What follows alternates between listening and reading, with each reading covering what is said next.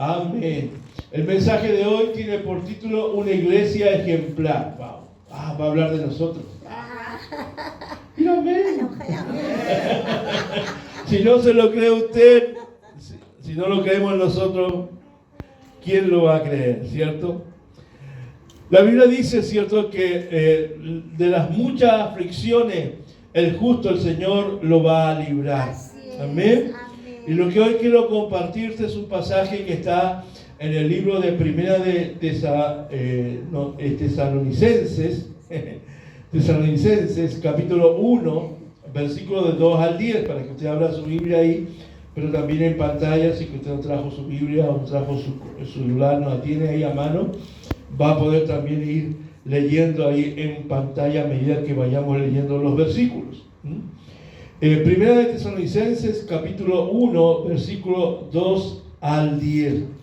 ¿Por qué decía yo que la palabra dice que el Señor al justo lo va a librar de toda aflicción? Porque la iglesia de Tesalónica, ¿cierto?, era una iglesia que le digo que es un ejemplo, no porque la iglesia era una iglesia perfecta, ya no es porque era una iglesia ideal como muchas veces nosotros creemos o andamos buscando, ¿cierto? De repente las personas o hemos escuchado muchas veces predicadores, ¿cierto, hermanos? Decir hay que volver a la senda antigua, hay que volver a cómo eran los primeros cristianos, ¿cierto?, en la iglesia primitiva, o a veces nosotros andamos buscando la iglesia perfecta. Y aunque la iglesia de Tesalónica era una iglesia que nos va a dejar un ejemplo para este tiempo y para nosotros como iglesia, ¿cierto?, y cada uno de los creyentes hay virtudes, pero también tenía defectos. Porque del hecho de que usted esté aquí y yo esté aquí, ya deja de ser perfecta.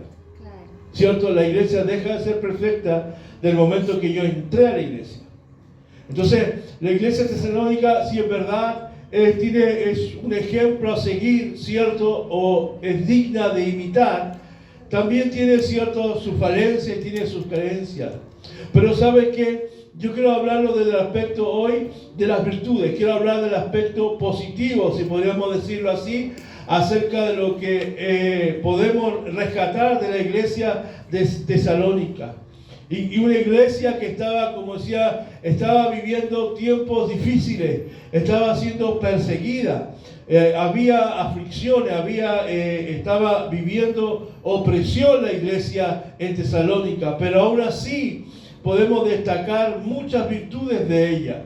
Podemos destacar la devoción, podemos destacar que era una iglesia que estaba cimentada en la palabra de Dios y una iglesia que guardaba el testimonio.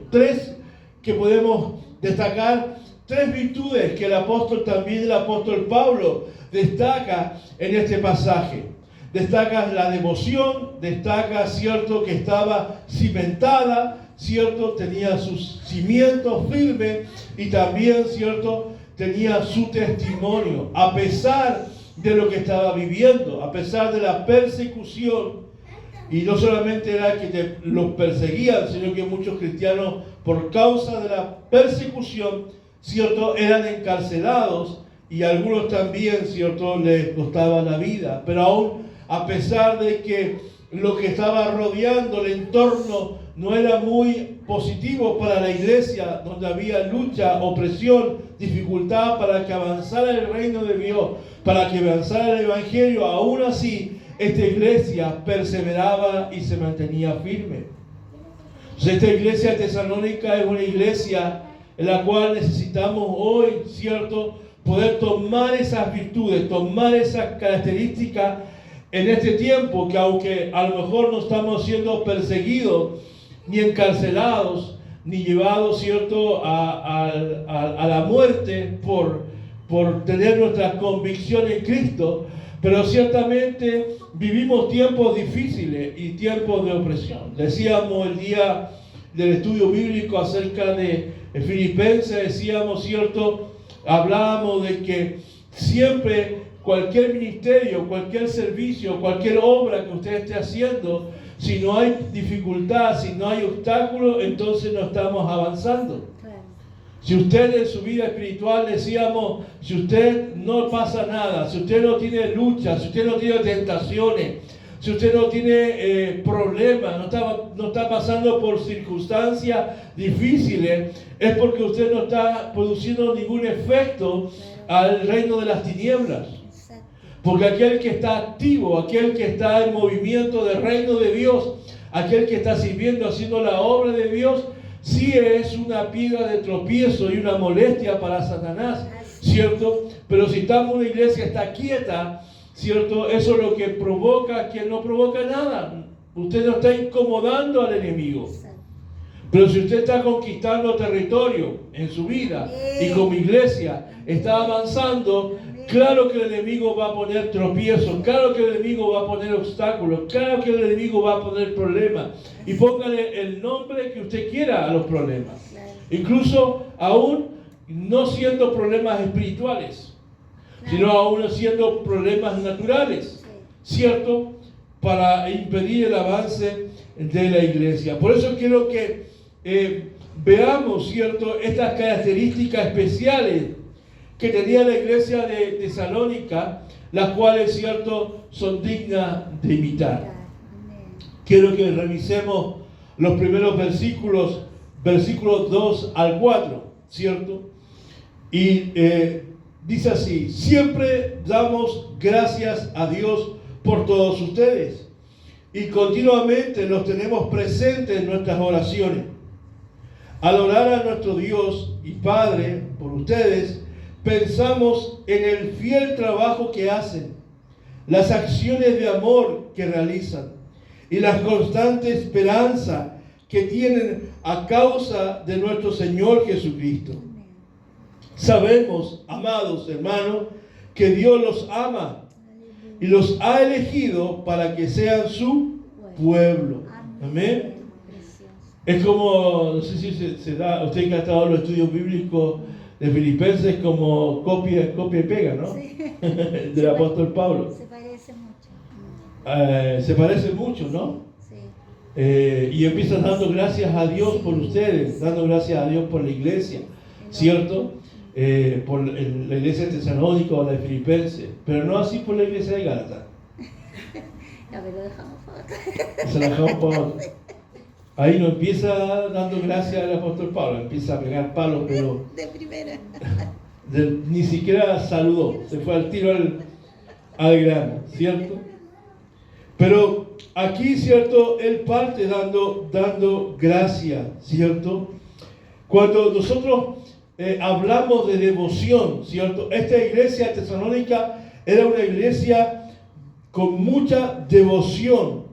Quiere decir, ¿cierto?, que cuando una persona es devota, cuando uno tiene una devoción, lo que está hablando es que es acerca del favor que tiene esa persona hacia Dios y el amor hacia todo lo que Dios es, su persona, su obra y su iglesia. Entonces, cuando hay un creyente devoto, cuando hay un creyente que en su corazón está lleno de devoción por el Señor, es que él está reconociendo, ¿cierto?, al Señor, que él, ¿cierto?, está expresando todo lo que Dios es en su amor, en su obra y en su iglesia.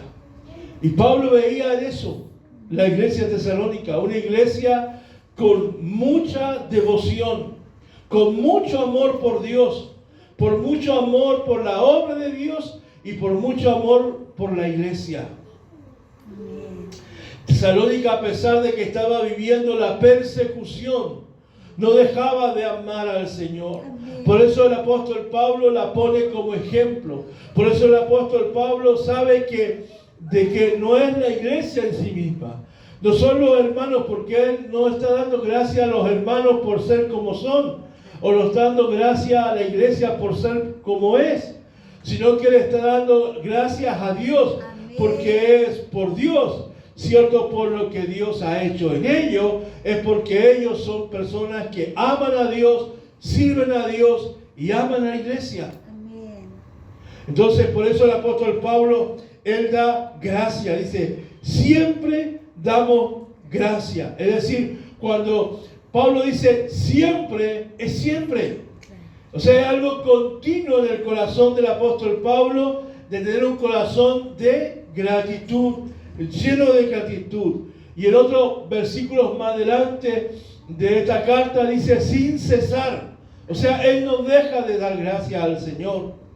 Ellos no dejan de dar gracias a ellos. Por eso cuando él dice nosotros, cierto, está hablando de él, está hablando de Timoteo, está hablando de Silas. Porque ellos tres fueron los que en un viaje misionero acompañaron a Pablo para levantar la iglesia en Tesalónica, ahí en Grecia. Fue una de las primeras iglesias ahí en Macedonia. Entonces dice que siempre, ¿cierto? Ellos daban gracia. ¿Saben qué? Ellos siempre daban gracia y siempre dice oraban. Siempre dice estamos orando por ustedes, igual como lo hacía con la iglesia de Filipenses, de Filipo. Siempre dice dando gracias al Señor y orando por todos. Y por cada uno de ustedes oramos. Qué interesante eso, ¿ah? Porque eso habla mucho de lo que quizás somos también nosotros muchas veces. Porque muchas veces a nosotros se nos encarga interceder. A usted no le ha pasado, porque a mí también me pasa, ¿cierto? Porque también la palabra es para mí, ¿cierto? Nos pasa que de repente alguien te cuenta un problema, o alguien te dice, tengo esta necesidad, o estoy pasando por esta situación. ¿Y qué uno dice? ¿Qué es lo que uno dice siempre a esa persona? ¿Qué dice usted? Voy a orar por ti, ¿cierto? Voy a orar por ti. Pero generalmente sucede que cuando nosotros hacemos esa promesa de voy a orar por ti, nunca oramos por la persona. Porque se nos olvida, porque a lo mejor simplemente fue una frase cliché que siempre decimos, no, si yo voy a orar por ti en la semana. Pero a veces nos pasa que no oramos por la persona, que hacemos promesas, pero no oramos, no intercedemos por esa persona. Porque nos da flojera, nos olvidamos quizá un montón de cosas. Pero el apóstol Pablo no, el apóstol Pablo sí, cuando él decía voy a orar por ustedes, sí oraba, porque oraba siempre y sin cesar. Entonces nosotros, ¿cierto? También a veces no cumplimos esa responsabilidad de la oración, de interceder. Entonces cuando usted prometa, cumpla. Cuando nosotros nos comprometemos a orar por alguien, oremos por alguien. Una de las cosas que tiene la pastora es que cuando le escriben ahí, pastora, necesito que ore por esta situación, entonces siempre me dice, ya, oremos al tiro. Claro, porque si no uno lo deja para más rato y después vienen los afanes ciertos cotidianos del día y no olvidamos. A lo mejor no lo hacemos con mala intención, a lo mejor no lo hacemos intencionalmente, sino que muchas veces se nos olvida, pasa el día y se nos olvida. Entonces, cuando algo que debemos aplicar también, ¿cierto? Es que cuando nosotros decimos, ¿sabe? Voy a orar por usted, ore por ella. O si está a una distancia o le escriben por WhatsApp, bueno, al tiro ore, porque los afanes de la vida nos van consumiendo y después pasa el día, pasa la semana y nos olvidamos. Tenemos que aprender como Pablo, que era responsable, ¿cierto? Si él decía, yo oro por cada uno de ustedes, era porque efectivamente Pablo estaba orando, ¿cierto? Por cada uno de ellos. Amén. La oración no es solamente para algunos. La intercesión no es solamente que Pablo oraba por algunos. La oración era de comunidad. Porque dice que él estaba orando por todos ellos. O sea, no hacía ninguna diferencia. No había favoritos. Él no menospreciaba a los hermanos, sino que él oraba por todos. Y nosotros también tenemos que orar por todos, sin menospreciar a nadie, sin orar solo por los que me caen bien, pero los que me caen mal yo no oro, no. Sí, a veces pasa que no somos moneditas de oro y no le vamos a caer bien a todos, pero eso no significa que no oremos por todos. Amén. Amén. Debemos orar, así como oramos por aquellas peticiones, usted tiene que orar por la iglesia en general. Amén. Debemos orar, poner en nuestras oraciones y bendecir a la iglesia en general, porque somos una comunidad. Entonces, la iglesia de Tesalónica era, al igual que las de Filipenses, una iglesia que motivaba al gozo y a la acción al apóstol Pablo. Era una iglesia que lo movía, ¿cierto?, a la acción y traía mucho gozo. ¿Y cuál es la razón por la cual, ¿cierto?, tenía tanta gratitud el apóstol Pablo hacia el Señor por la vida de nuestros hermanos ahí en Tesalónica? Y era porque ellos tenían quizás 3 virtudes que debemos tener cada uno de nosotros. Era fe, amor y esperanza. Eso es lo que movía la acción de gracia. Eso le movía a Pablo su corazón, decir gracias, Señor, por estos hermanos, ¿cierto? Y es lo que quizás también el apóstol Pablo hubiese dicho de nosotros, ¿cierto? Gracias, Dios, por los hermanos del nuevo comienzo de San Bernardo, porque ellos se mueven en fe, en amor y en esperanza. Eso provocaba en el corazón de Pablo, ¿cierto?, tanta gratitud. Amén. Por eso él sabe que a pesar de todo no le pone el énfasis a tanto a las virtudes, sino que a los términos que le acompañan esas virtudes, a los términos que le preceden a cada una de las virtudes. Si bien son virtudes que debemos tener y valorar, cierto, fe y amor, cierto, y esperanza, pero el apóstol Pablo le añade algo, antecede algo a la fe. Y vamos a verlo, cierto, vamos a verlo. Porque mire, de no ser por la fe, de no ser por la presencia de esta fe viva, cierto, esta obra no podía ser evidente. O sea, si no estaba presente la fe, cierto, las obras, lo que ellos manifestaban, ya sea el amor y la esperanza, no podía ser algo realidad. Por eso que la fe va primero. Y lo que destaca en estos versículos del 2 al 4, ¿cierto?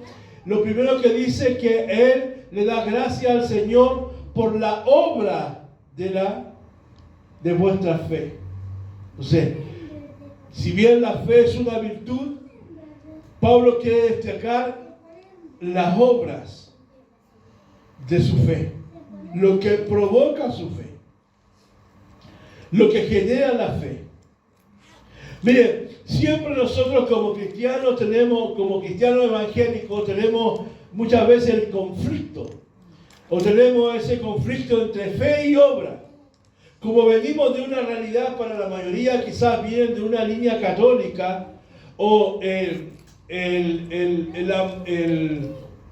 quizás el ambiente religioso de nuestro país es fuertemente al catolicismo, ¿cierto? Al tener que hacer obra, al tener que lacerarse el cuerpo, al tener que hacer cosas, hacer manda y cosas así, en nuestra mente todavía tenemos nosotros ese conflicto entre la fe y la obra, ¿cierto? Y nos cuesta poder relacionar estos dos, pero el apóstol Pablo une la fe y la obra.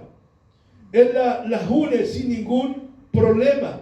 Y estas dos, fe y obra, están relacionadas entre sí. Pero también hay que entender que no es cualquier clase de obra, porque tampoco es algo filantrópico solamente.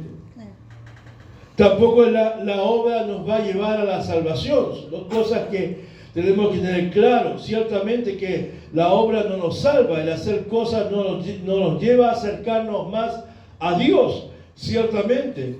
Pero la fe produce algo. La fe tiene que producir, como dice la Escritura, cierto, un resultado, ¿cierto? Una evidencia. En el libro de Romanos, capítulo 3, versículo 20, dice: pues nadie llegará jamás a ser justo ante Dios por hacer lo que la ley manda.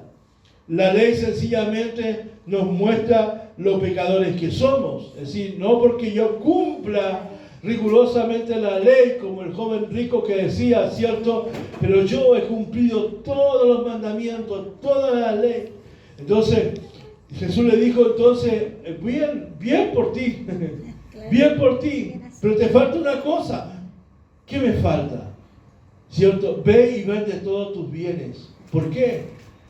¿Por qué le dice eso? Porque Jesús vio el corazón del joven rico y se dio cuenta que a pesar de que era un buen religioso que cumplía la ley al pie de la letra, su corazón, ¿cierto?, estaba lejos de Dios.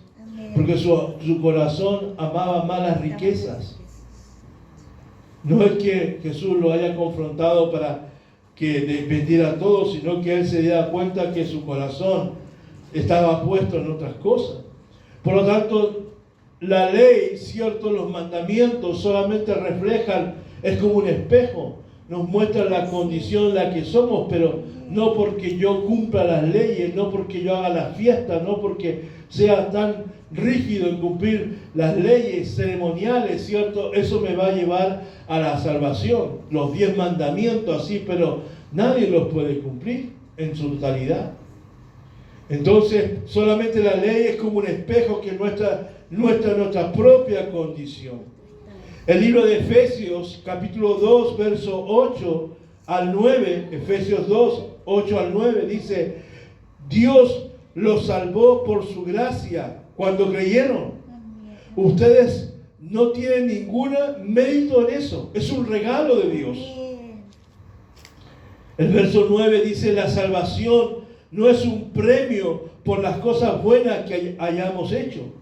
Así que ninguno de nosotros puede jactarse de ser salvo. O sea, no es por obra, como dice algunos, ¿cierto? No es por obra, como dice la salvación, no es por obra, es por fe. No es por cuanto yo tan bueno sea, no por cuántas buenas obras yo puedo hacer, voy a alcanzar la salvación. Es por gracia de Dios, es un regalo de Dios. La salvación viene de Dios, es un don de Dios que le es dado, por supuesto, a todo aquel que cree en el Señor Jesucristo. Pero nada de lo que tú puedas hacer te logra alcanzar. Pero claro, aquí no habla entonces, pastor, me habla entonces que la obra, ¿cierto?, ciertamente no es para salvación. Y a veces nos quedamos con el versículo 8 y 9, ¿cierto?, de que no es por obra, sino que por gracia. Pero nos olvidamos de leer el verso 10. Y el verso 10 también es importante.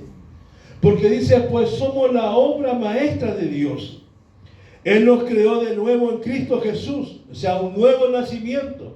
Él te ha hecho nuevo por medio, ¿cierto?, de la salvación. Somos nueva criatura. A fin de que hagamos las cosas buenas que preparó por nosotros tiempo atrás. Entonces, ¿qué está diciendo el apóstol Pablo? Es que la fe viva se transmite en obras. Es decir, no solamente el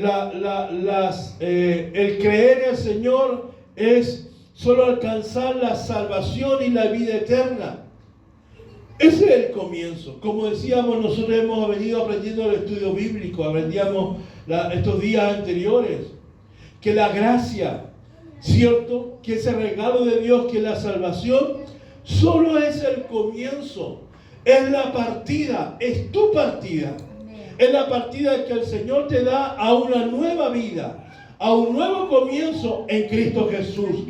Pero de ahí en adelante, la gracia tiene muchas cosas. O sea, Dios tiene más regalos que darte, más cosas que experimentar, más que disfrutar y gozar.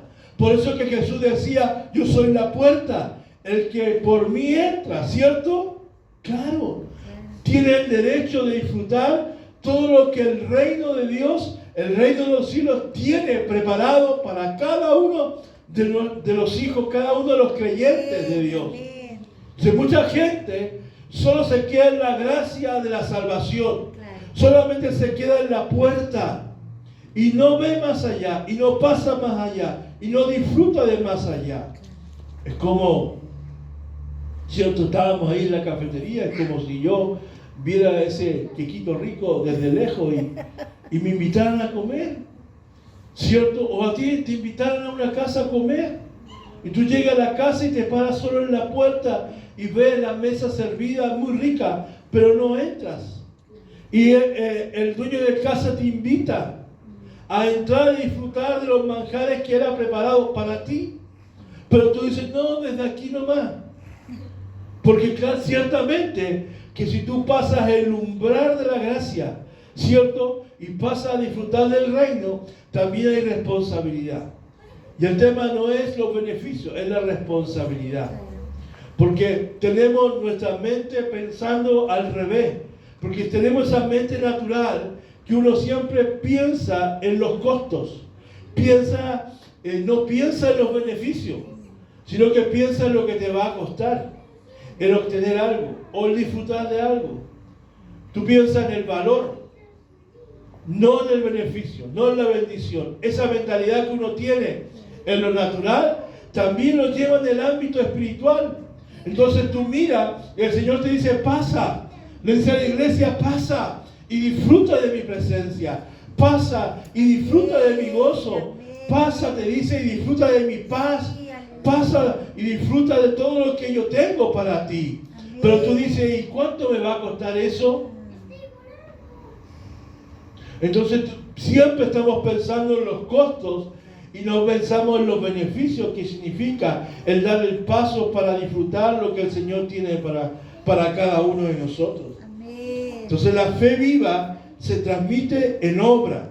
Es decir, no es algo etéreo. Si bien la fe no la puedo pesar, si la fe no la puedo medir naturalmente, la fe no la puedo ir a comprar al líder al supermercado, la fe no la puedo andar trayendo en una bolsa, pero sí la fe la puedo medir y la puedo pesar y la puedo palpar cuando esa fe que yo declaro que tengo en Cristo, hay evidencia de obra, hay fruto en mí que evidencia que yo soy de Cristo. Amén. Por eso dice la Biblia que el Espíritu Santo da testimonio de quienes son hijos. Amén. Porque no todo aquel que diga Señor, Señor, Señor, Señor, entrará en el reino de los cielos. No todo aquel que solo diga de palabra que es hijo de Dios, ¿cierto? Es verdaderamente un hijo de Dios. Si yo declaro con mi boca que yo soy un hijo de Dios, que soy un creyente, es decir, que creo en Cristo, tiene que haber evidencia. Si yo digo que tengo fe en Dios, esa fe tiene que ser mostrada, tiene que haber una evidencia, tiene que haber una obra en mí. Algo Dios tiene que haber hecho en mí. Algo tengo que Dios ha hecho en mí que yo pueda demostrar. ¿Sabe por qué?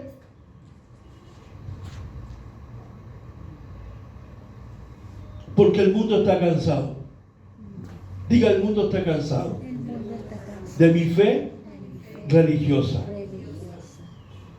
El mundo está cansado de una fe religiosa. Una fe solo de actos religiosos. ¿Cierto? Orar, asistir a una iglesia, ofrendar, servir. Son cosas buenas. Sí, son cosas buenas. Pero la sociedad, las personas que están aquí afuera, las personas que están caminando por la calle, las personas que están en la plaza, las personas que viven alrededor de tu casa, están demandándote más de solamente asistir, ofrendar, servir, orar. Las personas nos están demandando como creyentes, ellos esperan mucho más de nosotros. La gente espera más de ti. La gente espera más de la iglesia. La gente espera más de nosotros como creyentes. Ellos están esperando obras. Ellos están esperando evidencia. Por eso que Pablo decía, esa gran nube que está de testigo alrededor nuestro, ¿cierto? Que no solamente es la gente que vemos, sino que también son todos los creyentes que ya, ¿cierto?, están en la presencia de Dios. O sea, los patriarcas, los hombres de fe, ¿cierto? Los apóstoles, los discípulos, todo eso son las nubes de testigos. Ellos están viéndonos. Como iglesia, ¿cierto? Y creyentes, nosotros estamos moviendo y actuando en fe. Pero también esta gente, las personas alrededor nuestro, también nos observan. Si saben que son creyentes, te van a observar y van a demandar más. ¿No ves que por eso ellos dicen, bueno, usted no es cristiano? Oiga, pero ustedes no dicen ser cristianos. ¿Y por qué actúan así? Ellos no dicen porque tú ofrendas, porque tú vienes a la iglesia, porque tú sirves, porque tú oras. No, ellos atacan, ¿cierto?, las actitudes, atacan, ¿cierto?, la forma de hablar, la forma de vivir, ¿cierto? Entonces ellos dicen, bueno, pero ¿cómo actúa usted? Si usted dice que es creyente, si usted dice que es cristiano. Entonces, siempre la gente va a demandar más de nosotros, más de lo que tú haces, más de que simplemente vivir una fe religiosa o un cristianismo simplista, sino que lo que esa gran nube de testigos está esperando que nosotros vivamos un cristianismo auténtico. Amén.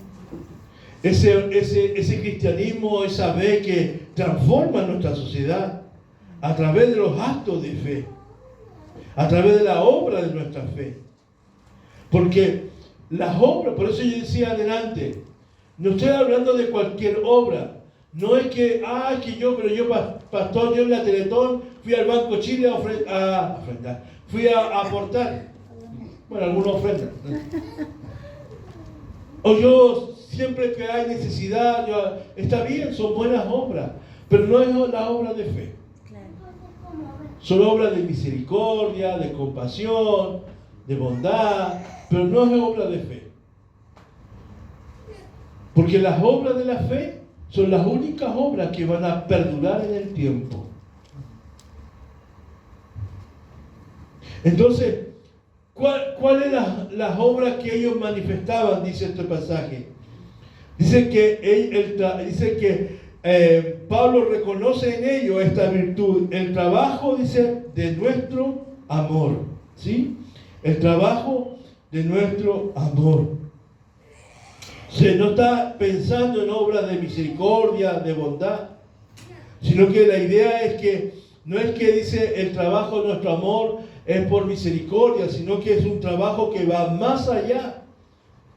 Se trata de los diferentes esfuerzos y problemas que soportamos por causa del amor de Cristo.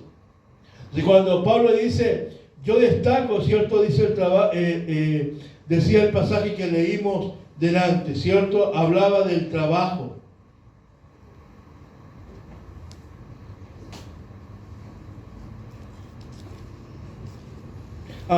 Sí, pensamos dice el verso 3, pensamos en el fiel trabajo que hacen, las acciones de amor que realizan, ¿sí? Sí. No está hablando, ¿cierto?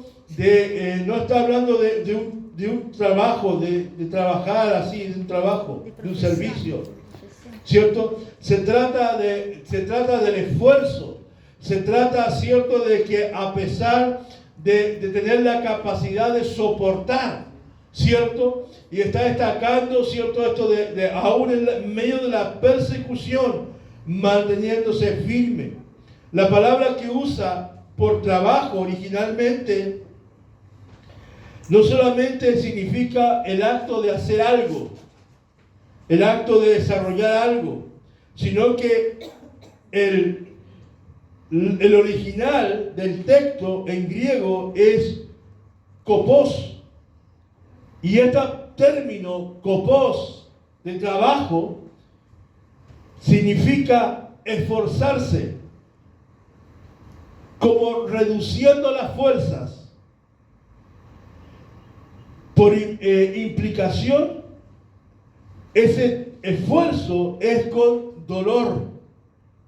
Y tiene que ver, ¿cierto?, con el cansancio que se produce después de trabajar. O sea, después de trabajar, ¿cierto? Después de tu trabajo, tú estás muerto, vienes como sardina en el metro, vienes en la micro todo aplastado, nadie te da el asiento. y llegas cansado, agotado, ¿cierto? Y vienes para tu casa y llegas exhausto. Ese es el término. Es como, wow, han soportado, se han esforzado, están cansados, pero cierto, por causa, dice, del amor, por causa del amor de Cristo. Amén. Entonces, ¿qué implica ese amor? Es un amor vertical. Primero, dos dimensiones. Vertical porque es el amor que estos hermanos tenían hacia Dios, y horizontal también hacia el hombre. Y esas dos dimensiones, amar a Dios con todo tu corazón, pero también tienes que amar al prójimo, ¿cierto? ¿Por qué? Porque el libro, ¿cierto?, de Primera de Juan dice, Primera de Juan 4:20, dice, si alguien dice, yo amo a Dios, pero si yo amo a Dios, pero odio a los creyentes. Como contradictorio, ¿cierto? Pero a veces sucede. Yo digo amar a Dios, pero odio a otro creyente. Esa persona dice es mentirosa. Así es. Pues si no amamos a quien podemos ver, ¿cómo vamos a amar a Dios a quien no podemos ver? Amén. Entonces, este trabajo, ¿cierto?, que implica esfuerzo, que implica que aunque estemos cansados, estamos soportando, estamos manteniendo a pesar de que ya no tenemos fuerza, ahí estamos. Imagínense, en la persecución estaban siendo perseguidos, pero aún ahí ellos permanecían, perseveraban en la oración, vivían una vida, ¿cierto?, de devoción, de consagración a Dios, ¿cierto? Consagraban su vida porque amaban a Dios, amaban su obra y amaban a la iglesia. Esas tres dimensiones lo hacían mantenerse unidos y firmes a toda circunstancia externa y a toda opresión y a toda persecución que la iglesia estaba viviendo. A pesar de todo eso, a pesar del agobio, del cansancio, ellos seguían manteniendo el amor a Dios y el amor al prójimo. Aleluya. Por eso que el amor que debemos nosotros experimentar va más allá de lo que solamente nos gusta. Y Jesús ilustró muy bien este pensamiento en la parábola del buen samaritano. O sea, la expresión de amor, la manifestación de amor que debemos tener como iglesia y como creyente, ¿cierto? Es un amor que no es egoísta y es un amor que no hace diferencia. No es solo expreso el amor con aquellos que me aman. Por eso digamos delante, ¿cierto? Si yo digo amar a Dios y no amo y odio a otros creyentes, entonces soy mentiroso. Y también, si yo amo a Dios y amo a algunos y a otros no los paso, entonces también soy mentiroso. Porque el amor de Dios no tiene excepción. Amén. El amor de Dios, dice, no es egoísta, no se envanece y no busca lo suyo propio, dice Corintios. ¿Cierto? Ese amor que a veces, ese pasaje de Corintios lo ponemos en las cartas para declararnos a la polola, ¿cierto? Al pololo. Se nos está hablando de un amor romántico. Está hablando del amor de Dios. El amor de Dios no es egoísta, no se envanece, no busca lo suyo propio. Entonces, nosotros, si Dios nos amó sin excepción, ¿cierto? Si Dios nos amó sin hacer diferencia alguna, entonces ¿por qué nosotros tenemos que hacer diferencia? ¿Por qué hacemos diferencia? No deberíamos hacer diferencia. Deberíamos amar. Como Cristo dice, amó a la iglesia. Amén. Como Cristo, no en pasado, sino que Cristo ama a la iglesia y seguirá amando a la iglesia también. Amén. Amén. Aleluya. Entonces, ¿qué destaca Pablo? La fe. ¿Y cuál es la obra de esa fe? El amor. El trabajo, el esfuerzo que se hace por amar. Si no es fácil amar, ¿o sí es? No, pues. Si no es fácil amar a quien a ti no te agrada. No es fácil amarlo, pero requiere un esfuerzo. ¿Me entiendes? Hay diferencias, somos diferentes, somos distintos carácter, temperamento, distinta educación, cultura, venimos de distintas realidades. Pero tenemos que aprender a amarnos. Y yo debo esforzar por amar. Si el que me ama es re fácil amar a quien te ama. Re fácil. Pero amar al enemigo, como dijo Jesús, no es fácil. No es fácil para nada. Pero sé que no es fácil.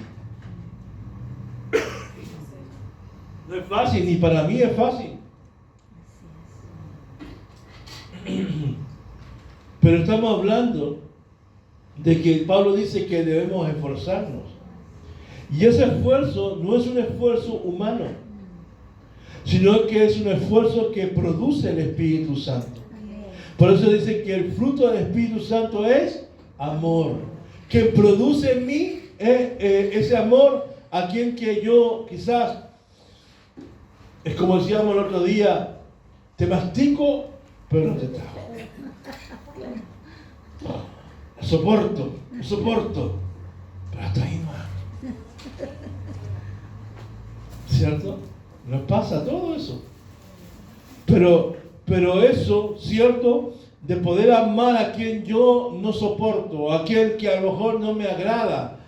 No me gusta estar con él, pero tengo que aprender a amarlo porque es mi hermano, porque también es un creyente, porque también es un hijo de Dios, porque yo no juzgo, no puedo hacer diferencia. Si Dios lo amó a él, ¿cierto? Como es, ¿cierto? ¿Quién soy yo entonces para juzgar a aquel que Dios amó? Si Él me amó primero a mí. Así es. Entonces tengo que ver cómo soy yo para que Dios me haya amado tanto. No hay diferencia entonces con el otro creyente o con la otra persona comparado conmigo. ¿Por qué el corazón de Pablo estaba agradecido con esta iglesia? Porque eran perseverantes en la esperanza. Había perseverancia, eran constantes. Imagínense, estaban siendo perseguidos, pero aún así estaban firmes en la fe. Aún así se seguían amando, seguían ahí constantes en la oración, estaban ahí, ¿cierto? Constantes, perseverantes, ¿cierto? En todo lo que era su vida como creyente.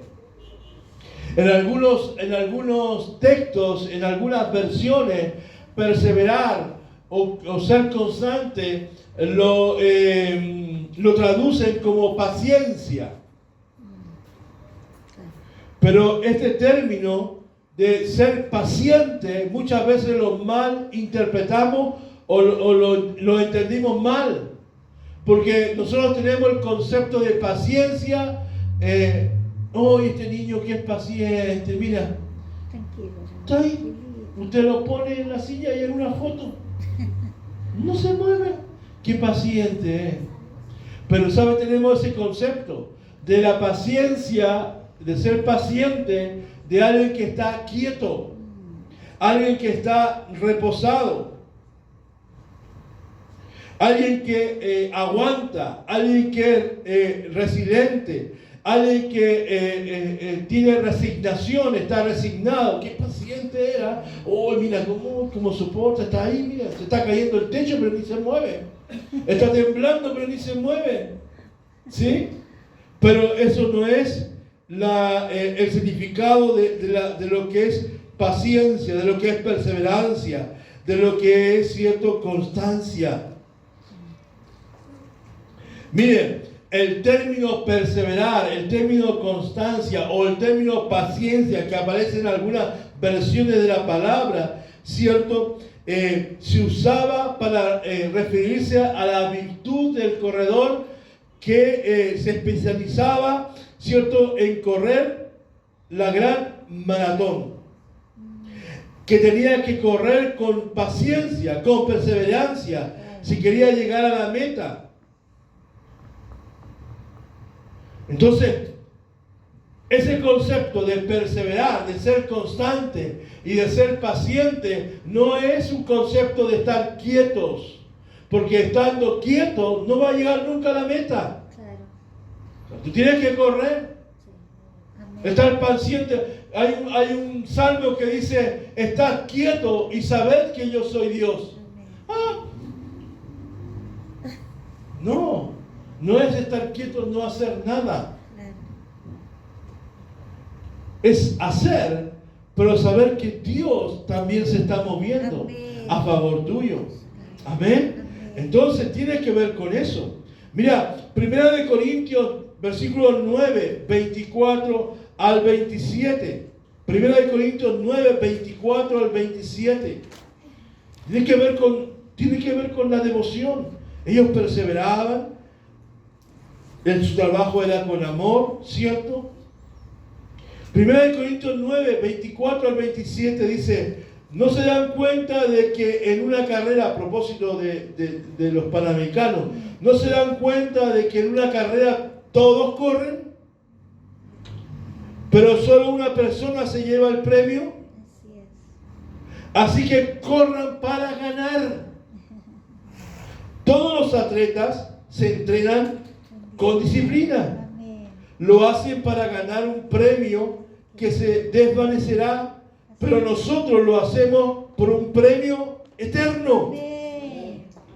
Por eso yo corro, dice el apóstol Pablo, cada paso con propósito. Eso es importante. Voy a correr, pero voy a correr con un sentido, pues. Estoy corriendo con un propósito. Amén. No estoy corriendo a tonta y a loca por cansarme, Claro. sino con un propósito. No solo doy golpes al aire, es decir, Él no se está desgastando, ¿cierto? Él no está pegando manotazos al aire. Él envía golpes con propósito. Él corre con un propósito. Y el propósito trae un resultado, pues. Trae una vida, te lleva a la meta. Cuando tú tienes un propósito de empresa, de negocio, de una idea, de un trabajo, de algo, cual sea el propósito. Cuando tú te despiertas en la mañana y dices, no tengo ganas de levantarme, ¿cierto? ¿Cuánto les pasa eso que no tienen ganas de levantarme? ¿Cierto? Y uno despierta en el día, "Ay, me gustaría quedarme acostado", no. Como que no dais propósito para ese día. Entonces cuando uno despierta así, tiene que inventarse un propósito. O sea, hay algo que tiene que motivarte para que salgas de la cama. ¿Sí? Entonces, algunos empiezan hasta que le dé hambre, ¿cierto? Para tomar el desayuno. Desayuno es un buen propósito que realmente me pasa a mí, que es el que me mueve para levantar. ¿Cierto? O la pastora dice el buen café. ¿Cierto? O la pastora, si no quiere levantarse y empieza, lo único que lo mueve, piensa en el café. Y ahí se levanta. ¿Cierto? Entonces, lo mismo pasa, o sea, no podemos avanzar, no podemos correr si no tenemos propósito, porque el propósito trae el resultado. Amén. Es algo que yo voy a hacer esto, y tú te levantas y te mueves, y ese día tú dices, yo voy a hacer esto, y eso es lo que te motiva a avanzar, te motiva a levantarte. Entonces el apóstol Pablo dice, yo no corro si no tengo un propósito. O sea, Pablo no corría en vano, él corría porque había un propósito. Amén. Y él daba golpes porque había un propósito, había donde golpear, había una meta, había alguien, ¿cierto?, donde darle.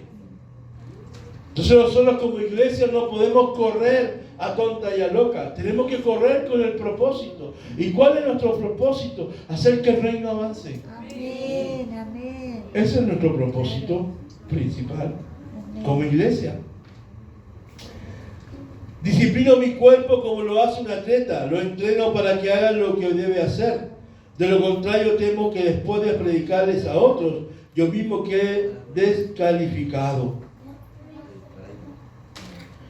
Hay que correr, pero no hay que correr desenfrenado como a locas. sino que hay que medir las fuerzas. Claro. Porque solo así, siendo estratégico para correr.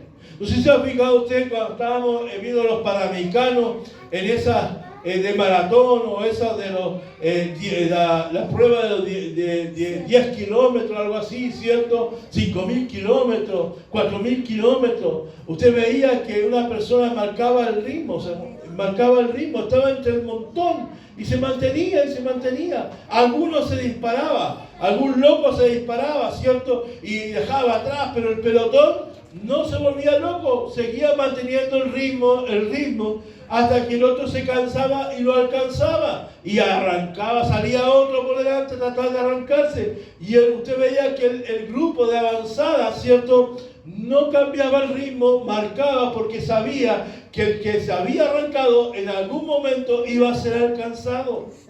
Eso es estrategia de carrera. ¿Y cuándo se disparaban? Cuando faltaban 200 metros, cuando faltaban 100 metros. Entonces ahí ellos ya sabían que por la velocidad y por la fuerza, la fortaleza, sabían que ahí no iban a ser alcanzados. Entonces, faltando 100, 200 metros, se disparaba uno y ya era difícil de alcanzarlo porque ya no daba el tiempo de la distancia para alcanzar. Entonces eso es estrategia. Entonces, en nuestra carrera como creyente, en nuestra carrera como cristiano, hay que correr, sí, pero no como locos. Amén. No a tontas. Hay que correr, ¿cierto?, con estrategia. Porque dice el apóstol Pablo, no es el que primero llega, sino el que llega. Claro, amén, amén. Si no es que llega, usted no debe volverse loco porque un hermano, mi hermano se disparó y todos vamos corriendo tratando de alcanzar al hermano.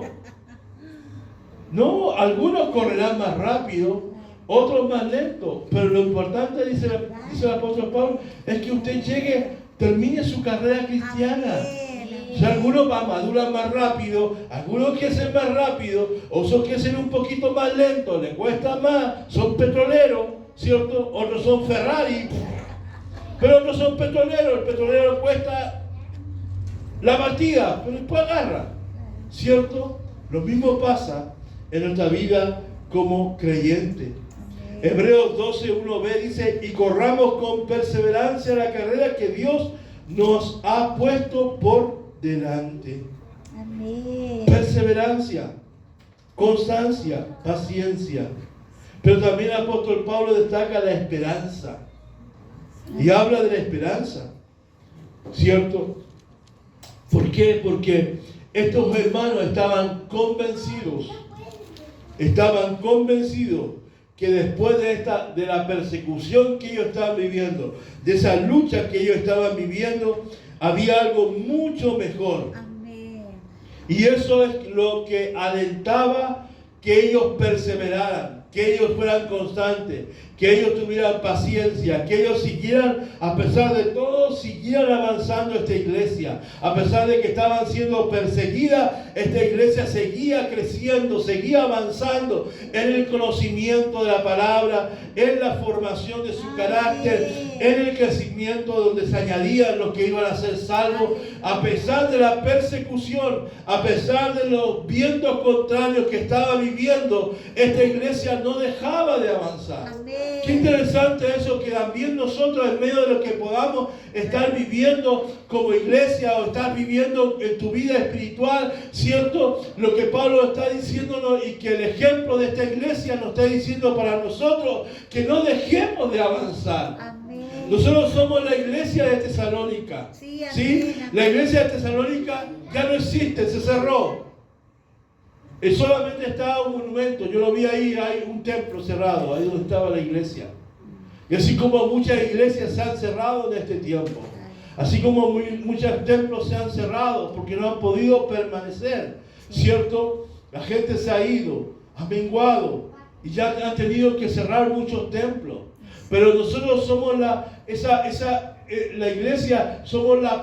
iglesia de hoy, somos la proyección de los comienzos de la iglesia primitiva. Amén. Y lo que el ejemplo de Tesalónica, ¿cierto?, dejado por Pablo ahí escrito esta carta, es también para nosotros. Amén. O sea, la esperanza de ellos la esperanza del futuro. O sea, ellos vislumbraban la iglesia de hoy.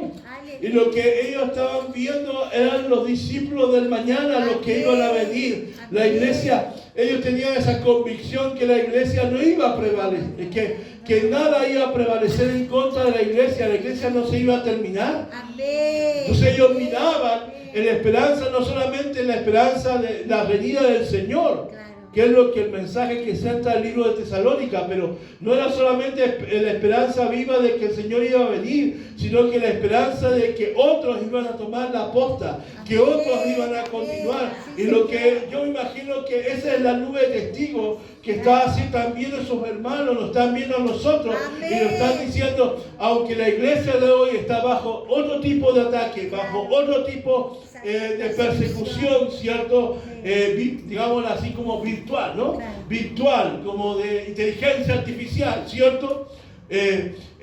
Aún así la iglesia, ellos nos están viendo y nos están animando. Es como el Estadio Nacional, 40.000 personas gritando y animando a los atletas para que siguieran corriendo y dieran lo mejor de ellos. También, ¿cierto? La iglesia primitiva, los discípulos, los apóstoles nos están viendo, los patriarcas, ¿cierto? Están viendo, los profetas nos están viendo, y también todos aquellos que ya han partido en Cristo nos están viendo, y nos están no solamente viendo, nos están animando, diciendo sigan adelante, a pesar de las dificultades, a pesar de los obstáculos. Le está diciendo a la iglesia, avanza, persevera, sigue avanzando. Amén. Poderoso. Gloria a Dios. Es una esperanza viva. Sí, amén. ¿Sabe por qué nuestra esperanza no es algo, no está puesto en algo efímero? No está puesto en algo, ¿cierto? De fábula, no está puesto en algo que no tiene sustancia. Tu esperanza es viva porque sí está puesta en una sustancia. Y esa esperanza viva está puesta en Jesucristo. Porque Él no está muerto, Él está vivo. Por lo tanto, nuestra esperanza está puesta en el Señor. Por eso es que nuestra esperanza, ¿cierto? Viva, sea la que nos anime a seguir con perseverancia el camino de Cristo. Amén. A pesar de las dificultades, a pesar de tus pruebas, a pesar de lo que tú estás viviendo en lo personal, ¿cierto? En lo íntimo, en lo familiar, a pesar de tus luchas, a pesar de tus dificultades, a pesar de que te cuesta venir a la iglesia, a pesar de que hay muchos obstáculos que se están levantando en contra de ti, ¿cierto? Esta esperanza viva sea la que te anime a seguir avanzando, a seguir creyendo, a seguir permaneciendo, ¿cierto? Y a seguir perseverando en los caminos del Señor. Aleluya, sí, Señor. Recuerda que la esperanza que estamos hablando no es esperanza que adormece, no es la esperanza que te hace esperar, a ver si bueno, a ver si tengo esperanza, a ver, veamos si sucede, a ver si pasa. No es esa clase de esperanza que adormece, sino que al contrario, es la esperanza que nos motiva. Amén. La esperanza no está puesta en un lugar.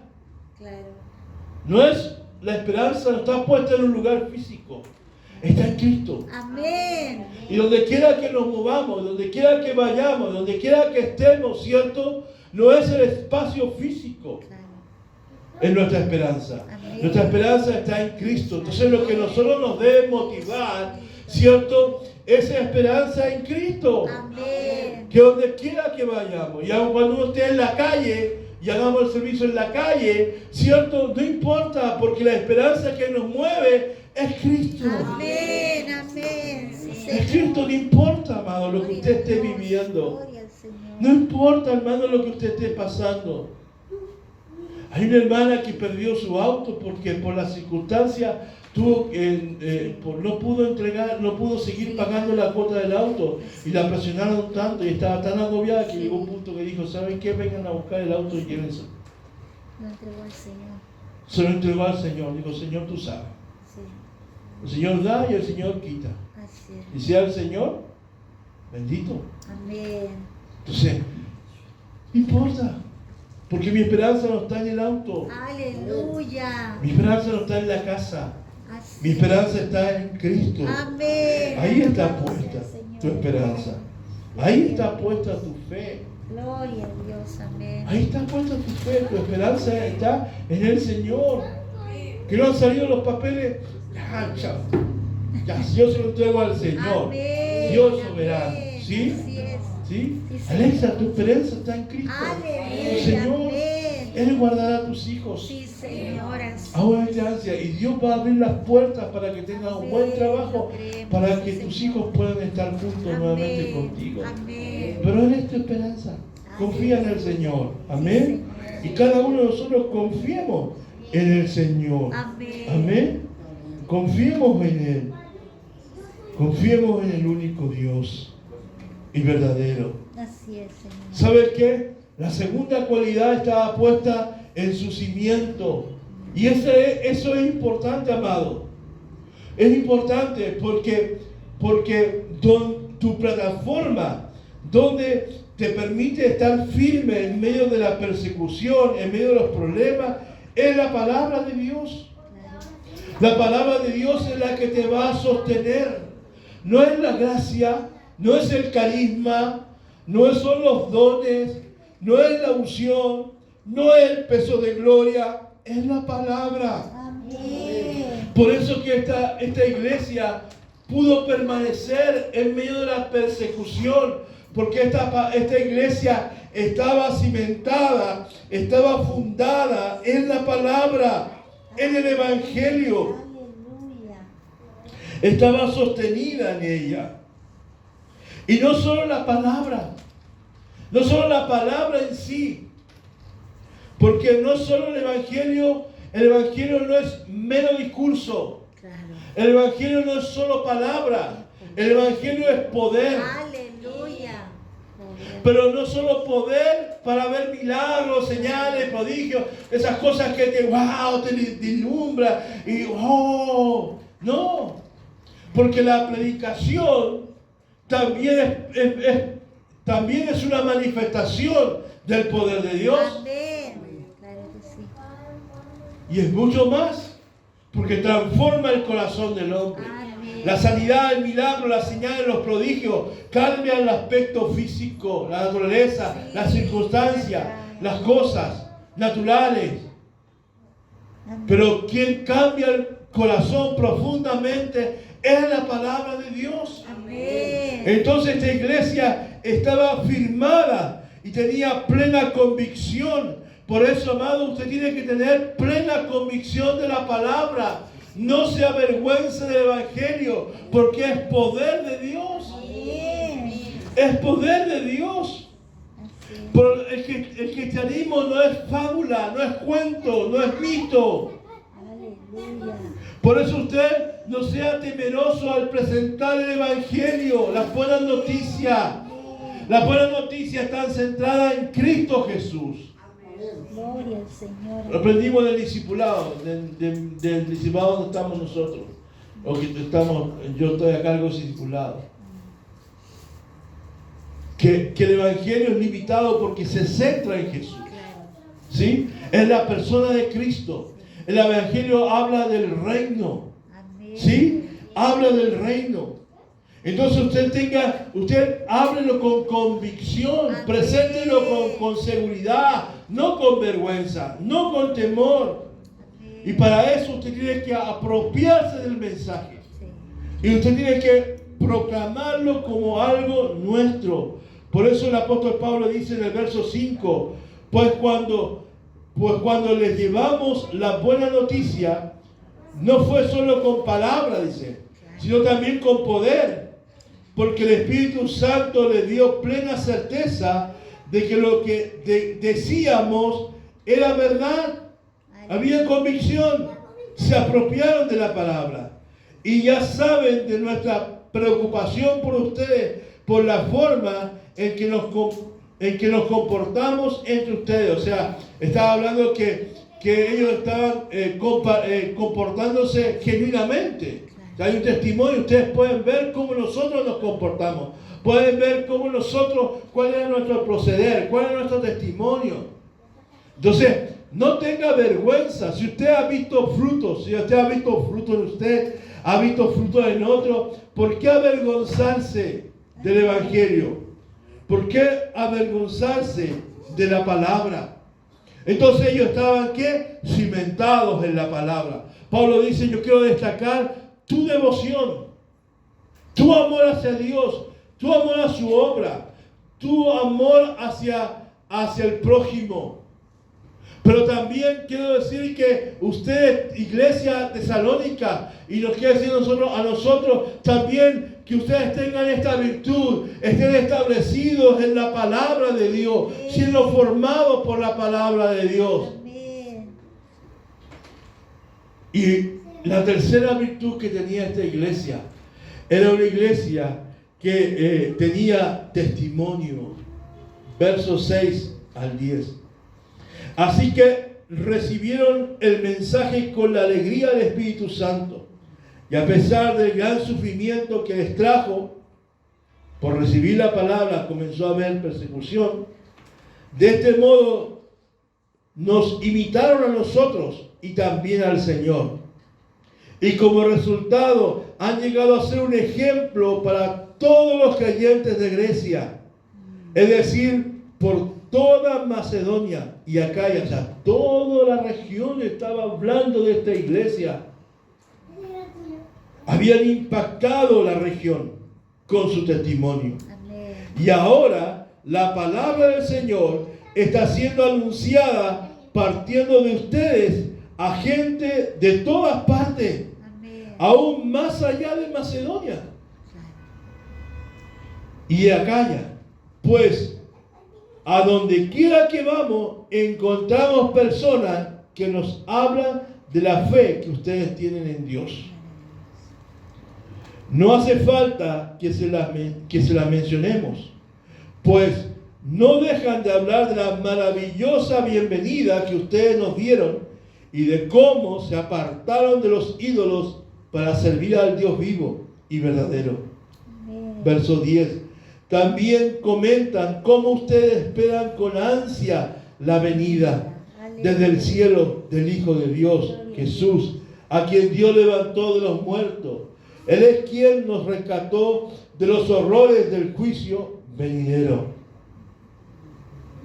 Vemos una evidencia. La gente estaba hablando de estos hermanos, estaba hablando de esta iglesia. Estaban reconociendo que realmente ahí algo estaba sucediendo. Ahí había un cambio verdadero, palpable, real. Y ese cambio se puede ver en tres aspectos, decía el apóstol Pablo. Primero dice, imitaban a Cristo.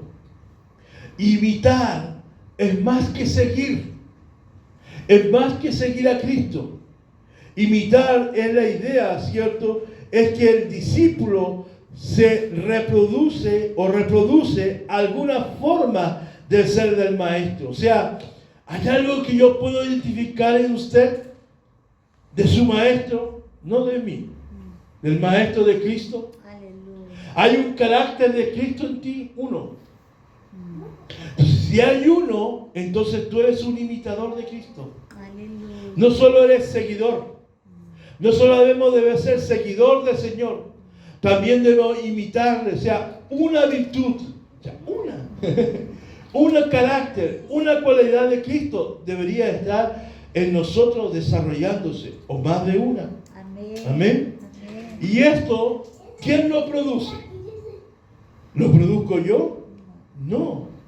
Es obra del Espíritu Santo en nosotros, por medio de la palabra. Entonces Pablo dice, no solo debes imitarle a Él, sino que debes imitar a Jesucristo. Ser imitador de mí, dijo Pablo, como yo soy de Cristo. Amén. Pero Pablo está diciendo, no solo me imiten a mí, no solo me vean a mí, sino que ustedes también vean a Cristo. Amén. Imiten a Cristo, porque Cristo en mí, dice la Escritura, es mi esperanza de gloria. De Pablo está diciendo, no soy yo, no soy yo, es la obra del Espíritu Santo a través que mío, cierto, es lo que usted está viendo hoy. Pero lo que usted ve, está diciendo Pablo, lo que la iglesia ve, que los creyentes ven, no es algo que yo mismo produje, sino que es Cristo en mí. Amén. Entonces, no solamente me vean a mí, a mí en mi persona, también vean a Cristo en mí. Amén. Imiten lo de Cristo, imiten las cosas buenas de Cristo en mí. Amén. Entonces, en este tiempo también nosotros, Claro. ¿cierto? Debemos imitar al Señor, imitar a Cristo. Porque nada de lo que somos es por iniciativa propia. Lo bueno que tengamos, ¿saben lo que es? Un reflejo de Dios. Es un reflejo de Dios. Para que reflejemos la gloria de Dios en nosotros. Para que Cristo sea visto a través de nosotros. Para que veamos a Cristo en ti. Amén. Es un reflejo. Es una obra de Dios. ¿Y eso qué provoca? Dice el apóstol Pablo. Provoca un ejemplo para otros. ¿No ve que otros miraron y dijeron, wow, mira lo que Dios está haciendo en esa iglesia? Mira cómo estos cristianos están siendo, mira, a pesar de la persecución, ellos siguen perseverando, siguen manteniéndose constantes, siguen en la unidad, siguen amando a Dios, siguen amando la obra, siguen predicando, siguen anunciando, pero mira cómo están. Pero mira cómo Dios los ha transformado. Mira su convicción, ¿cierto? Entonces dice que ese ejemplo traspasó. Ellos dicen traspasó Macedonia, traspasó Acaya, porque era lo más lejos que ellos podían ver. Amén. Pero si ellos supieran hoy y decirle, mira a dónde llegó tu testimonio. Amén. Llegó a Chile, a Santiago, a San Bernardo, llegó a su vida. Aleluya. Ellos ni se imaginan, amado, dónde llegó el Evangelio. Gloria al Señor. Para ellos ese era el mundo, lo que ellos tenían cercano, eso era todo el mundo. Pero mira lo que impactó el avance del Evangelio. Entonces usted dice, bueno, pero tú no tienes idea lo que... Dice, pero que yo predico en mi cuadra, que yo invito a mi vecino, es que pero yo no veo... No, pero que tú no sabes. Amén. Tu testimonio, el Aleluya. impacto que está generando a tu alrededor. Aleluya. Y a lo mejor te vas a morir, como muchas veces pasa, ¿cierto? Que nos vamos a morir sin saber la cantidad de personas que impactaste por tu testimonio, Amén. por tu vida. Aleluya. Y llegarán al funeral Claro. y nadie los va a conocer. Y usted, no, es que un día ella me predicó. Amén. No, es que un día ella hizo misericordia conmigo. Aleluya. No, es que un día él hizo esto. Así No, es que es. un día él vino y oró por mi hijo. Bendito sea el Señor. Yo era la que estaba enferma y él oró y ahora estoy sana. Gloria a Dios. No tienes idea lo que tu testimonio va a traspasar a las siguientes generaciones. Amén. Aleluya. Ejemplo para otros. Ejemplo es la palabra griega tipo. Ahí viene tipografía, tipo de perfil, tipo, ¿cierto? Y esta palabra, ¿sabe qué? Se usaba cuando alguien se cortaba la piel. Había una cortadura en la piel. Pero luego llegó a significar, ¿cierto? Esta palabra cambió su sentido y llegó a significar un modelo para imitar o reproducir. Es como un tipo de imprenta Claro. que deja una imagen, deja una huella, deja una marca.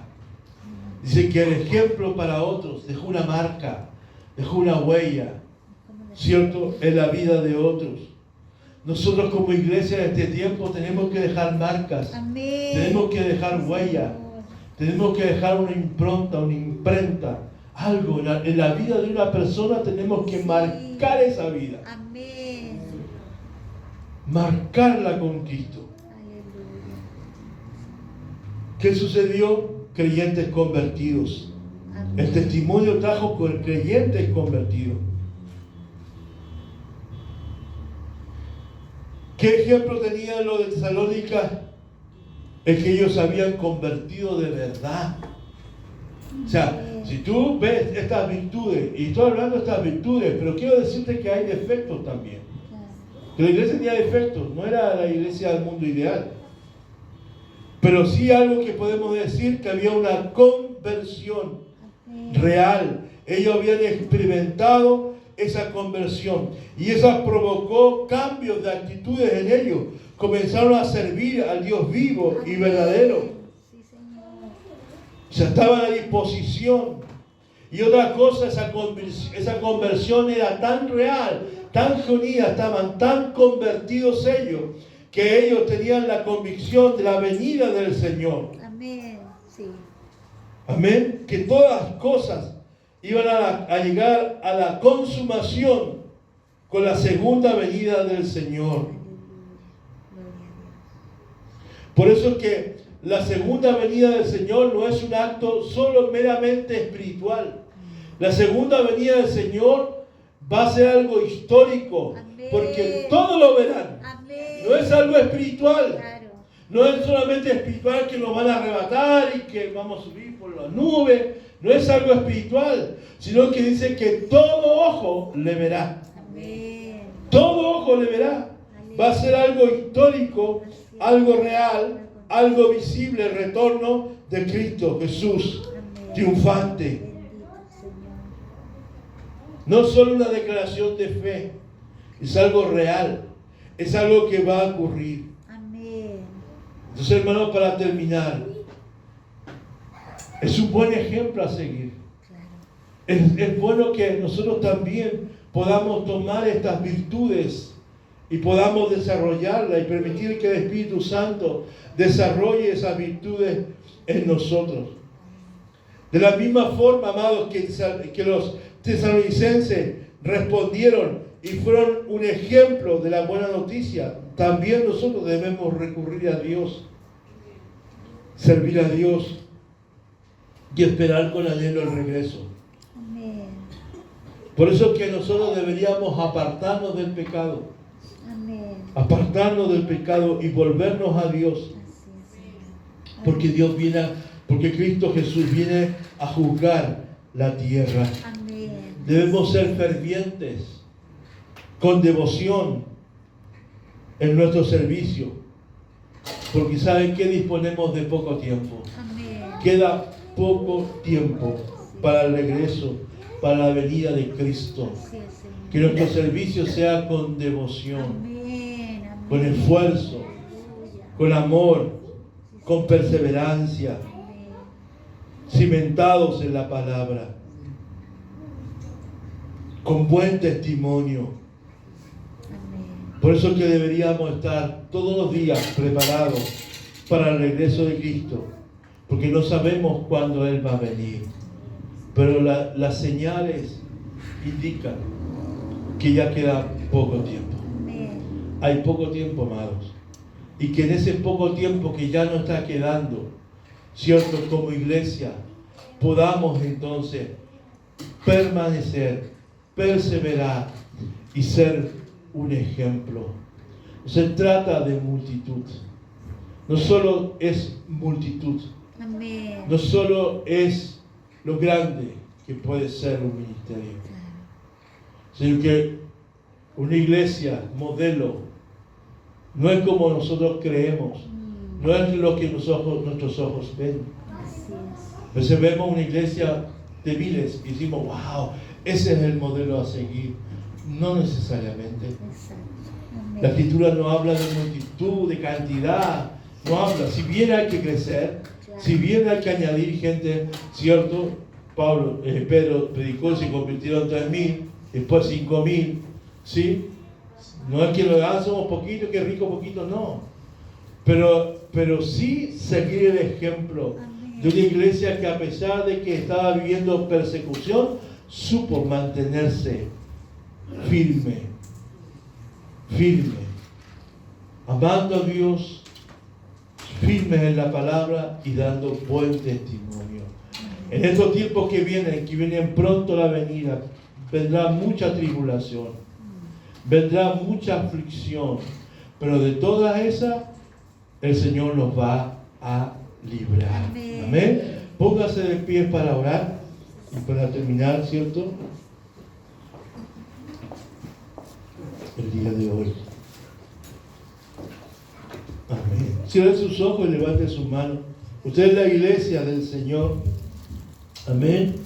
Y quiero, cierto, poder que el Espíritu Santo nos anime, alentarnos a seguir, alentarnos, cierto, a ser un ejemplo. Quizás pasará esta generación, vendrá otra. Bueno, que esa generación, cierto, podamos dejarle algo a las nuevas generaciones y podamos, cierto, dejar un buen olor fragante como iglesia. Y tú puedas dejarle también un buen testimonio a tus hijos, que si tus hijos son pequeños, son jóvenes, son niños, pero que tú como papá, mamá, cierto, como padre, o si ya tienes nietos, eres abuelo, tienes nietos, cierto, dejarles un buen testimonio de vida cristiana, que ellos puedan también decir y seguir ese ejemplo. Amén. Cierre sus ojos y oramos al Señor. Cierto, usted puede tómese un tiempo ahí para orar. Diga, Señor, wow, yo quiero tomar este desafío. Yo quiero, Señor, amarte con todo mi corazón. Yo quiero, Señor, que mi vida, Señor, esté tan cimentada en la palabra, que aunque vengan los vientos, aunque venga la lluvia, aunque vengan las corrientes del agua, Señor, yo pueda estar plantado sobre la roca que es Cristo, sobre tu palabra, Señor, Padre. Señor, Padre, ayúdame, Señor, a dar buen testimonio. Que la obra de Cristo en mí, Señor, pueda salir como perfume agradable, como olor fragante, que pueda llenar, Señor, todos los ambientes, Señor Padre, y que pueda atrapar y cautivar, Señor, a muchos otros, Señor Padre Celestial, y que pueda, Señor, yo ser un ejemplo, Señor Padre, pueda imitar a Cristo, Señor, que otros puedan ver a Cristo en mí, en mi actuar, en mi proceder, en mi manera de pensar, en mi manera de hablar. Padre, oro por la iglesia de este tiempo. Señor, no solamente oramos por la iglesia local, sino que oramos por la iglesia universal. Oramos también, Señor, porque aunque nosotros, Señor, no estamos siendo perseguidos, Señor, visiblemente, pero en el mundo, en las naciones, hay muchas iglesias perseguidas. Hay muchas iglesias que están escondidas. Hay muchas iglesias, muchos hermanos que se reúnen en secreto, Padre Celestial, porque hay un sistema político, porque hay un gobierno, Señor Padre, porque hay todo detrás, Señor Padre, una maquinaria del infierno, Señor, queriendo aplastar a la iglesia, acallar a la iglesia. Pero sabemos, Señor Padre, que la iglesia, Señor, ha pasado por muchos procesos en la historia de la humanidad. Hemos pasado tiempos, Señor, de avivamiento. Hemos pasado tiempos de dificultades. Hemos tiempos que se ha vuelto a renacer la iglesia, tiempos difíciles. Pero la iglesia sigue perseverando, la iglesia sigue permaneciendo, sin importar los regímenes, sin importar los sistemas, Señor Padre, sin importar, Padre, que el infierno se levante, Señor, en contra de la iglesia para aplastarla, para aniquilarla. La iglesia nunca, Señor, ha muerto y la iglesia nunca va a morir, Padre Celestial, sino que tu iglesia prevalecerá hasta la venida de tu Hijo amado Jesucristo. Cuando Cristo venga en victoria, en triunfo, en gloria, Señor Padre, tu iglesia será glorificada, Padre Celestial, y será, Señor, dignificada en su posición, Padre Celestial, de autoridad. Porque cuando venga la iglesia, cuando venga Cristo, Señor, la iglesia va a venir, Padre Celestial, para gobernar juntamente con Cristo. Señor, está parada, dice en la Escritura, en el libro de Efesios. Dice que estamos, Señor Padre, parados, Señor, en lugares celestiales de autoridad, de gobierno, Padre Celestial. Y eso, Señor, también llegará el día que será visible, Señor Padre Celestial, que la iglesia se establecerá en la tierra para gobernar, Señor, juntamente con Cristo. Cuando Él venga, Señor Padre, Él no viene solo, Él viene con la iglesia, Señor Padre. Por lo tanto, la iglesia llegará el día, como dice Señor, que llegará el tiempo, Señor Padre, en que la iglesia será perfeccionada, Señor, hasta la venida del Señor. Y esa perfección traerá completa esa restauración de la iglesia, la restauración de todas las cosas, y la iglesia volverá, Señor, a ser establecida para hacer gobierno, Padre Celestial, juntamente con Cristo Jesús, Padre Celestial. Señor, Padre, ayúdanos a permanecer, a perseverar. Ayúdanos en medio de este tiempo difíciles que estamos viviendo, Padre Celestial, a mantenernos unidos en el amor en Cristo Jesús, Padre, a permanecer en la palabra del Evangelio, a establecer que el reino avance, Señor Padre, a predicar, Señor, a pesar de toda circunstancia, a seguir predicando el Evangelio, Padre de salvación, Padre Celestial, y a dar ese buen testimonio, Padre, a las naciones. Guarda tu iglesia, protege a tu iglesia, nuevo comienzo. Guarda, Señor, a cada uno de estos hijos, Padre Celestial, de tus hijos.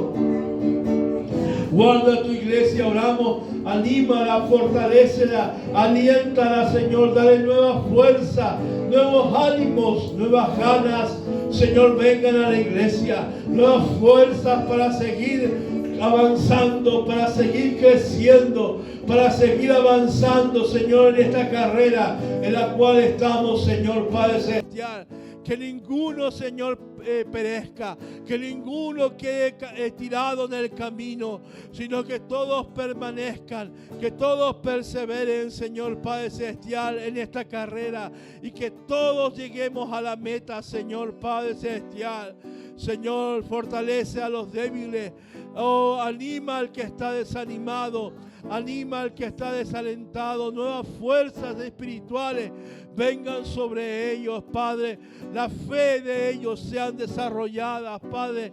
La fe de mis hermanos sean aumentada, la gracia sea aumentada en ellos, el conocimiento de Cristo, el conocimiento de Dios, Señor Padre, les sea revelado, Padre Celestial. Un mayor nivel de revelación, de conocimiento para la iglesia, Padre Celestial. La bendecimos, Señor Padre. Oramos por todos, Señor Padre. No solamente oramos por los que están aquí. No solo oramos, Señor, por los que son fieles. Oramos por toda la iglesia en esta mañana, Padre Celestial. Para que todos perseveren. Para que todos, aún el débil en la fe, todos perseveremos, Señor Padre. Todos sigamos caminando con Cristo, Padre Celestial, tomado de tu mano en esta mañana, Padre, en el nombre poderoso de Jesús. Amén.